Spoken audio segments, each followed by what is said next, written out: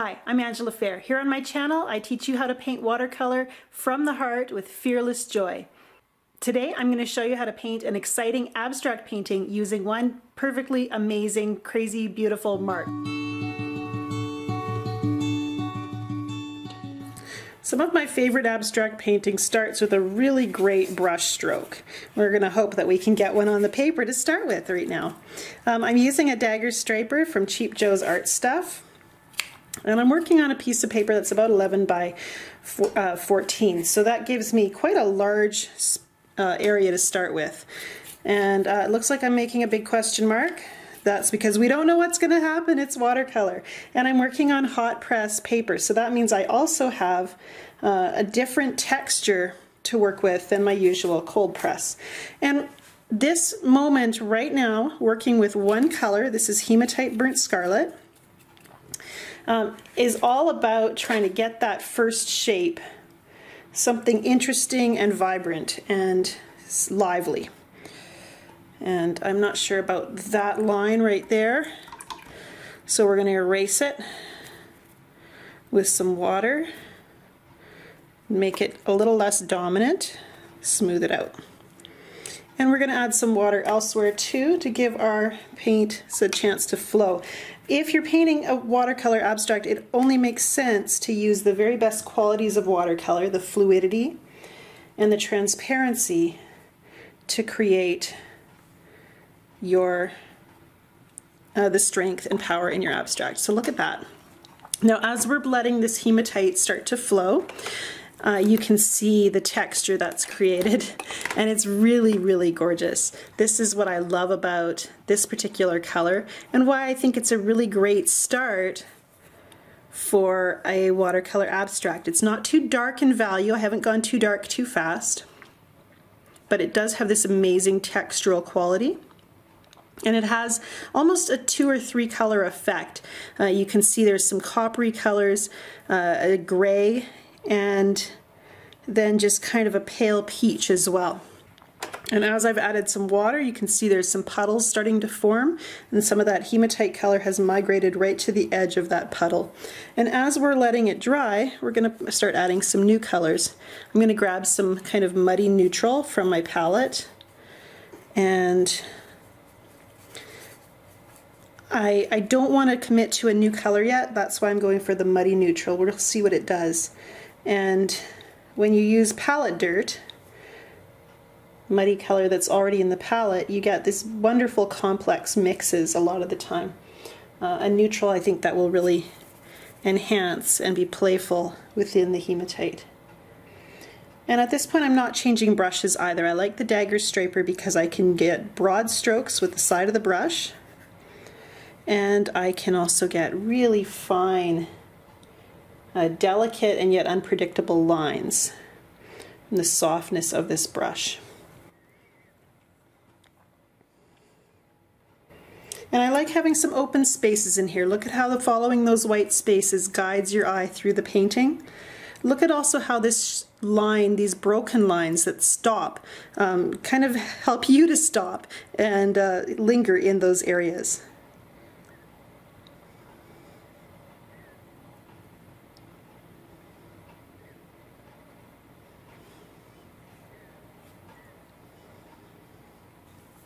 When I first started painting abstracts in watercolor, I'm just kind of playing and letting some things move here. When I first started painting abstracts in watercolor, I felt really self-indulgent because you're really just kind of chasing the things that you like. So I have a fondness for these little fine lines and cross-hatching, so I look for places to put those into my painting without overdoing it, but a way to create variety. Maybe a little bit up here.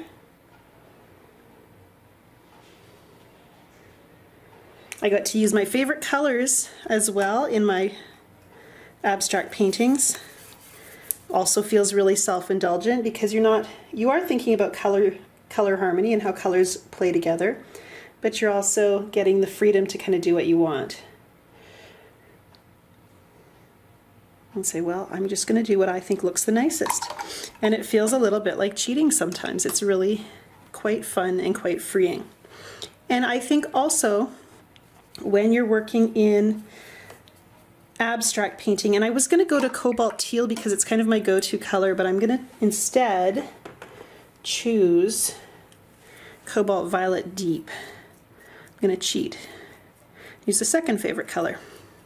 So we'll see what this purple does when we put it into the painting.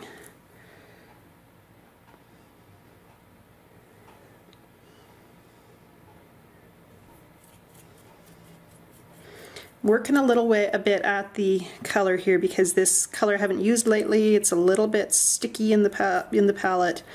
I got to kind of wake it up, coax it a bit. And some colors take a little longer to wake up than others. So the cobalt violet is really our coolest color that we're working with right now. And over here I just put it down in kind of a pasty configuration. So now we have very strong opacity in this area. It's covering up our hematite and almost entirely in that area. I'm trying to decide if I like that or if I should let it flow a bit more. But I like some crispness, so maybe we'll try to leave it. I really think that the strength of an abstract painting lies in giving yourself into the process. It's not about how is this going to turn out, but it's really about being present in what do I like, what's pleasing me in this painting, and how do I find ways to do more of it. And when you're focused on that, your painting takes on a beautiful authenticity because it's reflecting the desires and the interests of the artist. And that's really what makes the best art, is the human element, the creator putting themselves into their painting and being willing to be courageous in that way, because it takes a lot of courage to be authentic in artwork. I can't tell you how many times I've shared a painting here on YouTube or on social media, and with fear and trepidation because I didn't know how it was going to be received. It's experimental. It's maybe I'm trying something that's outside of my usual style or that looks deceptively simple, and it can be really scary to share that with others. So as I keep adding paint, I'm probably doing too much, and that's okay. Right? Like I said, I'm giving myself to the process right now. So I don't want to be afraid to, push it farther than I need to. That's part of the process of learning, is making mistakes and taking risks. Sometimes those risks pay off, and sometimes they teach you what not to do for next time. And either way, we benefit, we gain from it. Sometimes we gain a good painting, and sometimes we just gain a lesson for the future. Now I really feel like I've got two values going on. I've got my white, which is my lightest value, and I've got my medium value. Everything here is kind of the same. So I think it's time to put a bold dark in. And I'm going to go really bold. I'm going to grab some neutral tint. And neutral tint is the closest thing I have to black in my palette. And as you're going to see, I'm afraid to put it down, it's really dark. Let's just swipe it right in there like that. And neutral tint is a mover. It has flow. It's very inky that way. Right here you can see it's moister, and so color really moves, that neutral tint.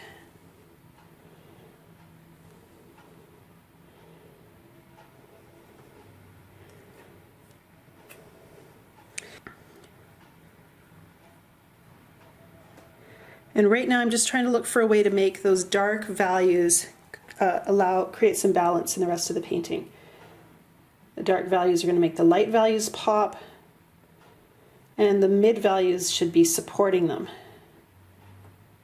And I'm really liking the brush strokes that are happening as I kind of graffiti my way down the line here. Oh yeah, that is so fun. I'm going to make bigger ones. They're just too fun not to do. Look at that.